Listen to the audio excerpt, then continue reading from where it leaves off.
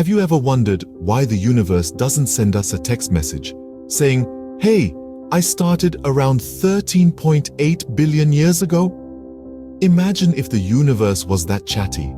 But alas, the cosmos isn't quite so forthcoming. Instead, it's an enigma wrapped in a mystery, shrouded by billions of years of silence. It's like that one friend who never spills their secrets, no matter how much you coax them. Our universe is that friend, and scientists are us, the curious ones, trying to coax out its secrets. They've spent years, decades, even centuries, scratching their heads in perplexity, muttering, "Universe, why you no simple?" The universe, in all its vastness and complexity, doesn't come with a user manual. It's an age-old riddle, a cosmic puzzle that we're trying to piece together. And at the heart of this puzzle is the question of its age. So, strap on your thinking caps and prepare to dive into the enigma that is the Big Bang Theory. Now, don't let the name fool you. The Big Bang wasn't some enormous firecracker that went off with a bang. Instead, imagine this. Picture a tiny, hot and dense point, about the size of a pinhead. This little speck contained all the matter in the universe. Now imagine this speck expanding, not just a little, but a lot.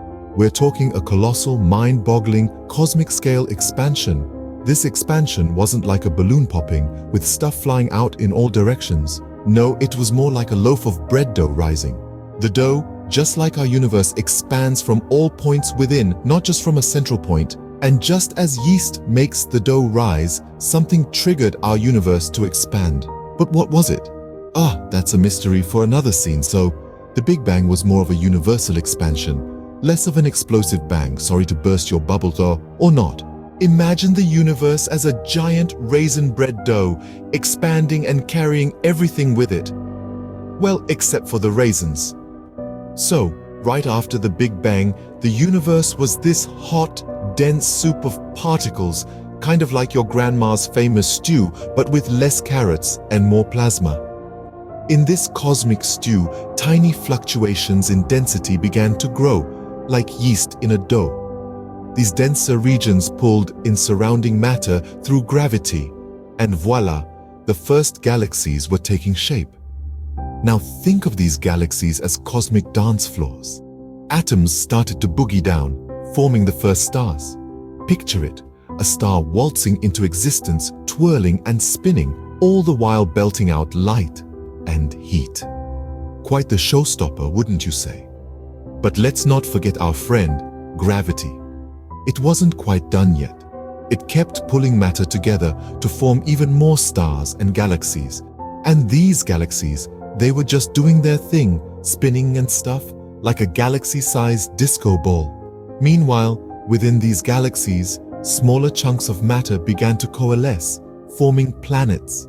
Some of these planets, like our own dear Earth, had just the right conditions for life to evolve.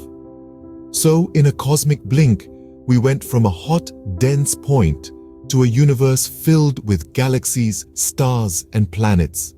A place where life as we know it could thrive. And that, folks, is how we ended up with a universe filled with galaxies, stars, planets, and of course us. So, we figured out the universe is like a raisin bread dough, and the Big Bang was more of a big spread. But what does this all mean for us?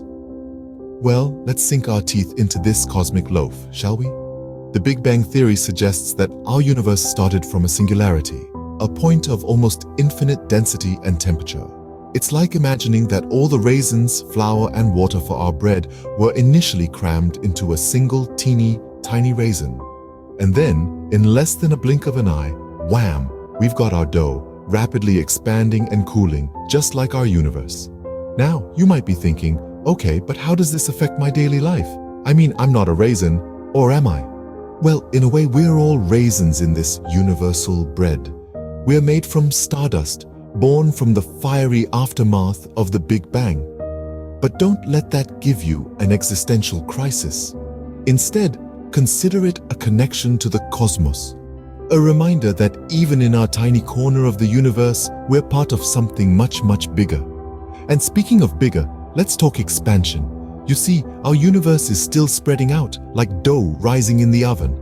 But here's the crux, the real head-scratcher. If the universe is expanding, what is it expanding into? Isn't it mind-boggling to think that we're all part of this cosmic raisin bread? But here's a question to leave you with. If the universe is expanding, what is it expanding into?